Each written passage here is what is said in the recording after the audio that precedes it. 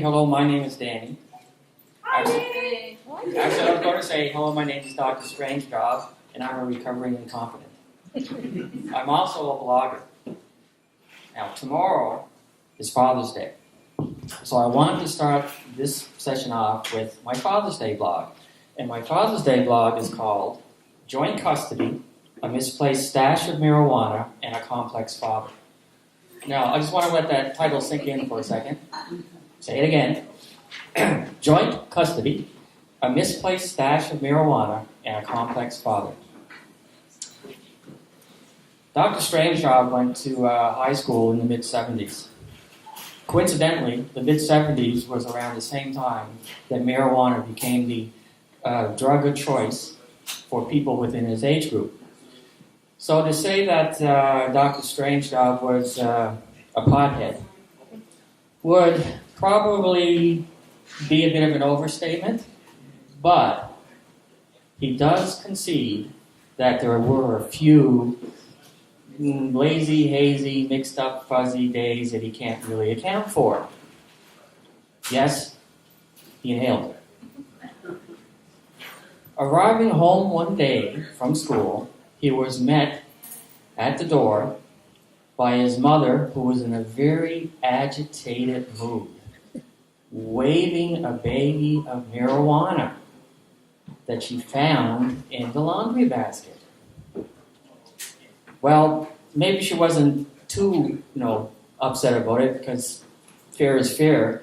At the time, Dr. StrangeJob was slightly buzzed.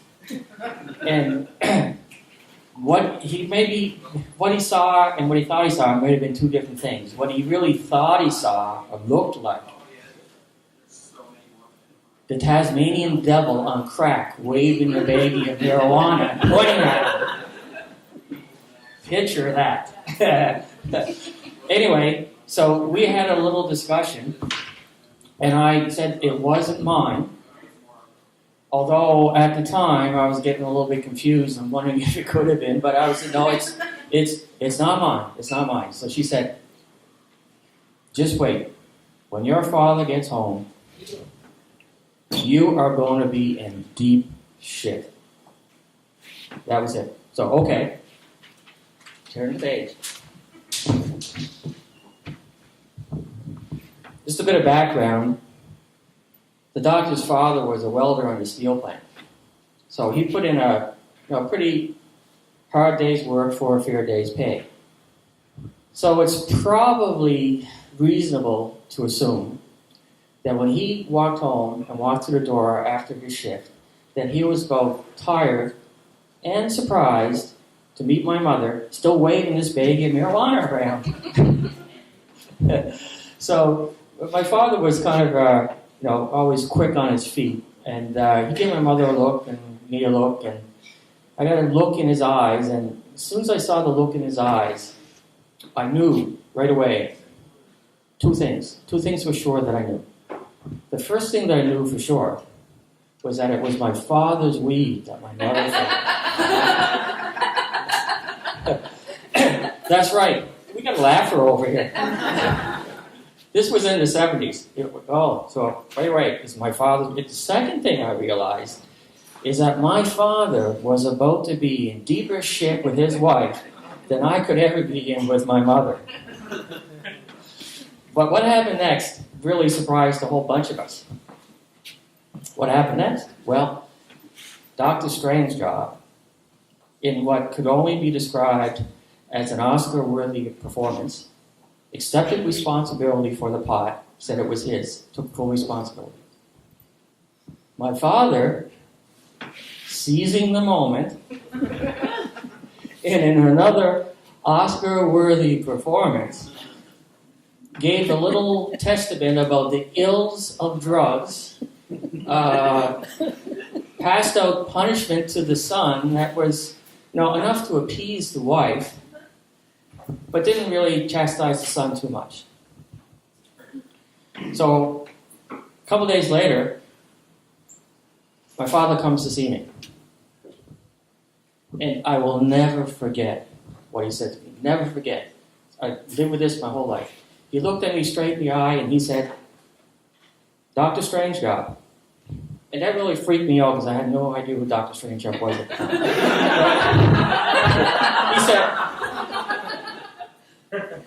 He said, Dr. StrangeJob, I'm going to give you as a bit of advice. And the advice I'm going to give you is, if you're ever being thrown out of town, get in front and make it look like a parade in your honor. And I lived with that even to this day. And I think back at that time and I think, I was grounded for a couple weeks. But my father, the poor bastard, he had to flush his pot down the toilet. Anyway, you could just imagine that as a result of that particular incident, plus a few others that I'm really not at liberty to talk about here tonight, the doctor spent a fair part of the rest of his life in various recovery programs. The latest recovery program that he's involved with is called Incompetence Anonymous. IA, for short. Incompetence Anonymous, if you don't know about it, there's a video and web page on it. But it's the world's first 12 plus 1 step health step program.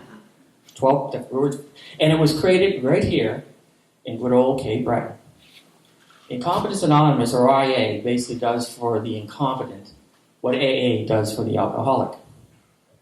The only requirement for membership is a desire to stop being incompetent. Now, I'm not going to tell you all about that program now because I think I'm going to be seeing most of you at a meeting at some time or another. Anyway, and you can talk about it then. But what I want to talk about or emphasize is the 13th step. That's right. I did call it the world's first 12 plus 1 step. For you mathematicians out there, that means it's 13 steps. And the 13th step in IA is very significant. Basically, what it is, it says is that if you have followed the first 12 steps to the best of your ability, and you're still incompetent, well, you're basically screwed.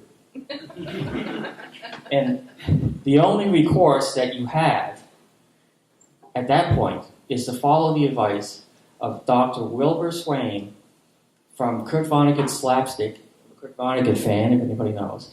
And his advice is this: why don't you take a flying fuck at a rolling donut? Why don't you take a flying fuck at the moon? What the hell's that all about, you're saying? Well, basically what's happened is that the Wilbur Swain quote has become the IA swan song. Okay? And that's all you need to know for this part of the discussion. So that's the background. My question to you right now is, as a group, do you want to eradicate incompetence from the world?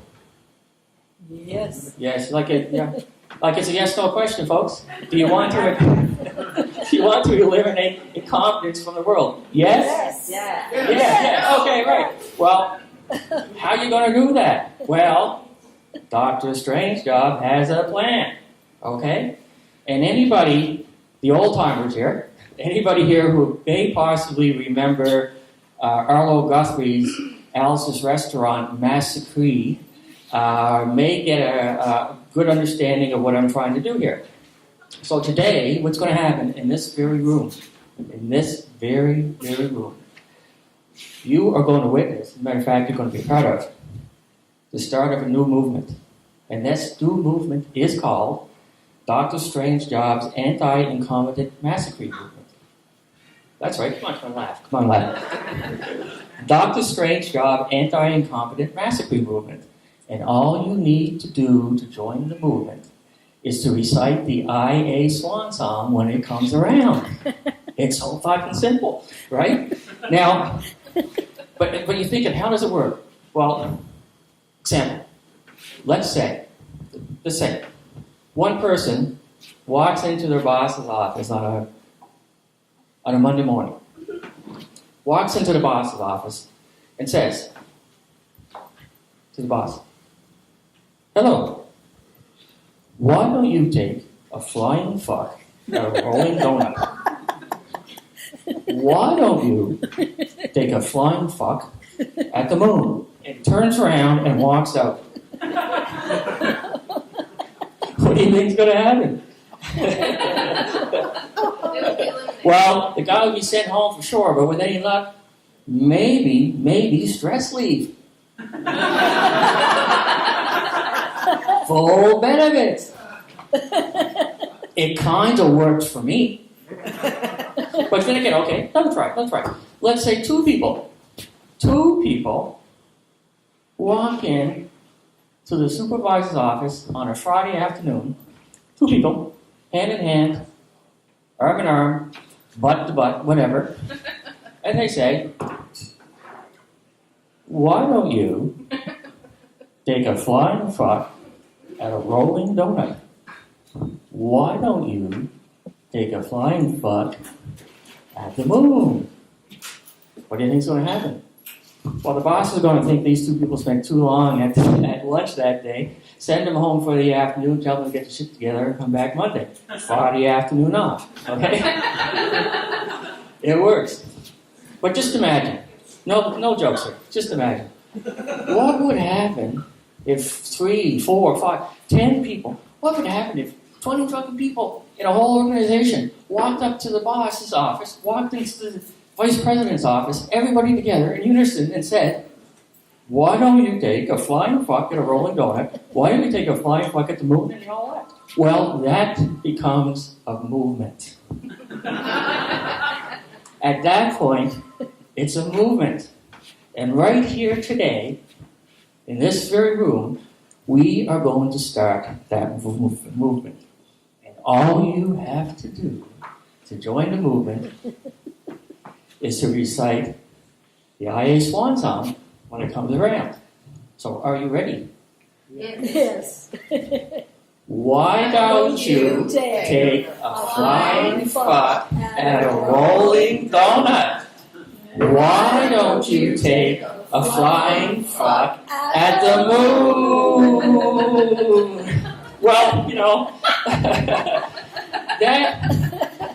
that wasn't too bad. Wasn't too bad, but